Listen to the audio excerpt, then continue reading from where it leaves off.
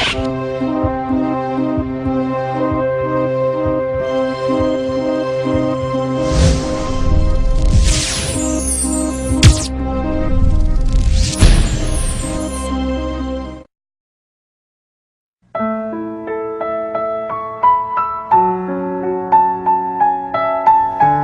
pangarap, mga liwanag at dilim. Sa kapanahunan ng kadiliman, marahil ay maraming nagdurusa. Maraming nagtatahimik, ngunit napapahamak. Oo, naninirahang takot at nagiinagpis. Hihintayin ko ang araw na itong lahat ay lilipas. Malayo sa kabiguan at pag-aapi. Kaya kayong mga kalaban ko, mga dayuhan, huwag ninyo akong salinin. Noli me tangere.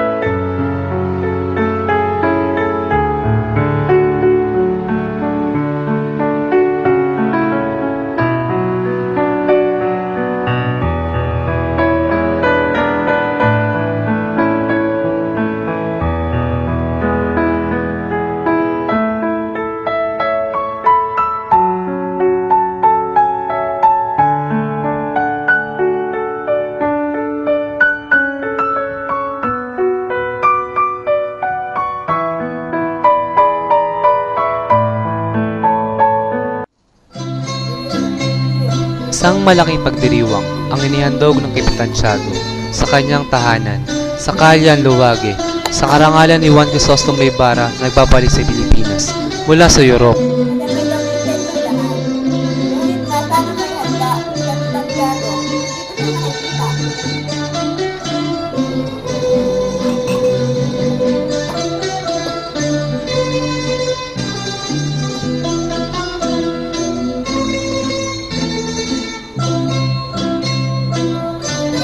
Kailangan ko ipakilala sa inyo si Juan Crisostome Ibarra, anak ng aking kaibigan sa Europa.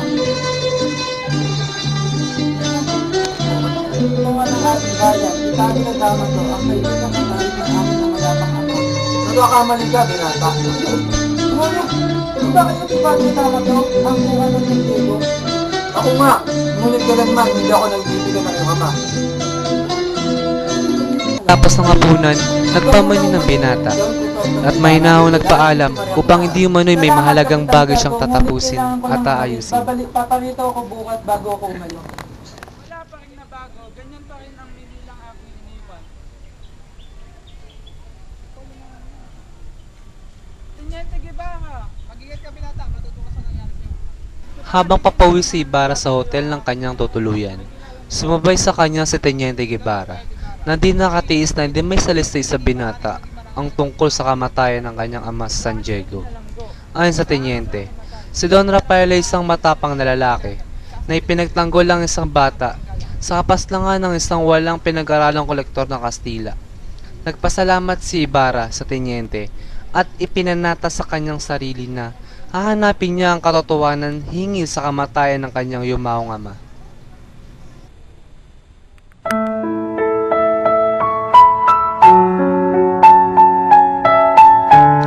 Nakatulog si Ibarra ng gabi ngayon. Parang nakikita ni Ibarra ang paghihirap ng kanyang ama.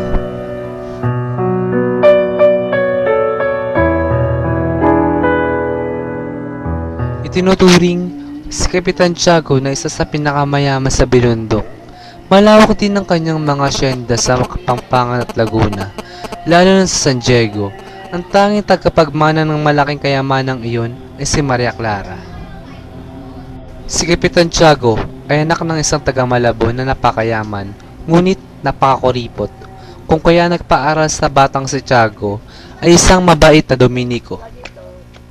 Hinanap ni Kapitan Tiago ang paghahanap buhay ng yumawang Dominiko at ang kanyang ama. At ang kanyang napangasawa ay isang magandang taga Santa Cruz, si Doña Pia Alba.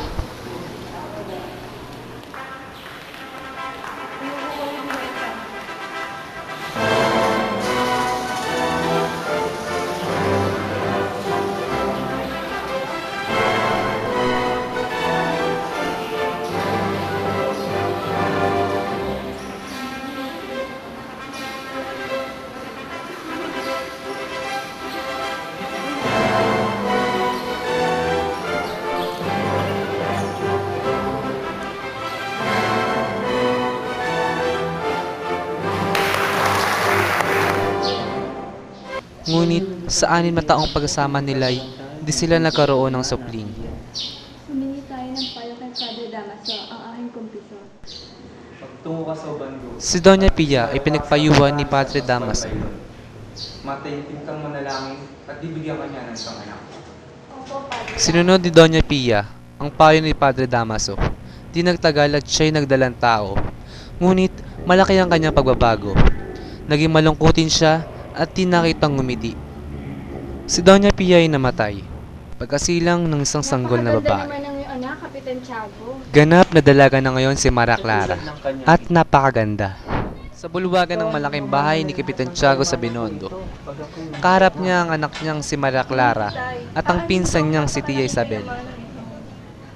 Ano yan, Juan? Tarihan ko si Don Crisostomo Ibarra. Halika, Maria Clara, mag-ayos ka, huwag mo siyang paghihintayin. Doon kayo sa Azotea mag-usap. Maria Clara, ngayon natupad na. Clara, ano sila yung muli ang iyong kagandahan? Ako ba'y lagi mong naaalala? Hindi ko kaya ako nalimutan sa iyong paglalakbay. Sa kayo malang gusto, kung pinang magagandang dalaga. Paano kita malilimutan, Maria Clara? Sa magandang langit ng bata, nagpupuas ng kalinisan, ay nakita ko yung iyong mata. Ang kapangutin ko sa aling ng isla, ay maipapalibasa sa aking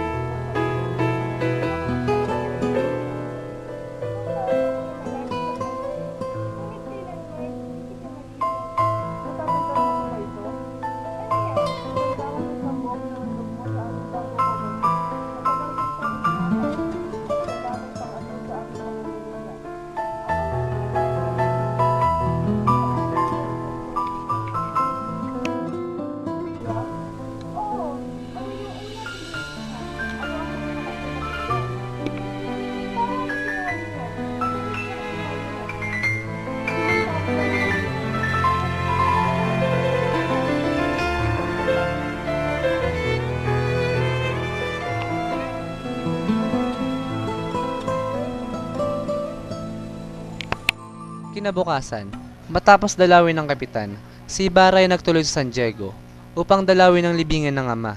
Pagkat noon ay araw ng mga banal. ₱2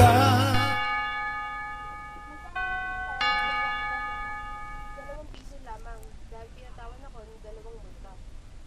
Bayaran mo na ang binibintang na ninakaw ko at nang huwag nilang sabihin tayo ng nanakaw. Kulang ang ating pera, Crispin. Ayon sa bintang sa San Mayor, ₱32 raw ang ninakaw mo. Aha! Ang mga munting magnanakaw, ikaw Basilio, ay magbumulta ng ₱2 dahil sa pagtugtog mo ng kampana nang wala sa ayos. At ikaw naman, Crispin, ay maiiwan dito hanggat hindi mo nililitaw ang iyong ninakaw. Ngunit Ginoo, hinihintay kami ng aming ina. Makakauwi ka na, ngunit ang kapatid mo ay maiiwan.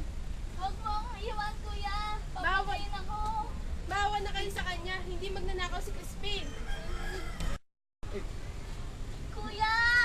Kuya Basilio! Kapag hindi mo inilitaw ang iyong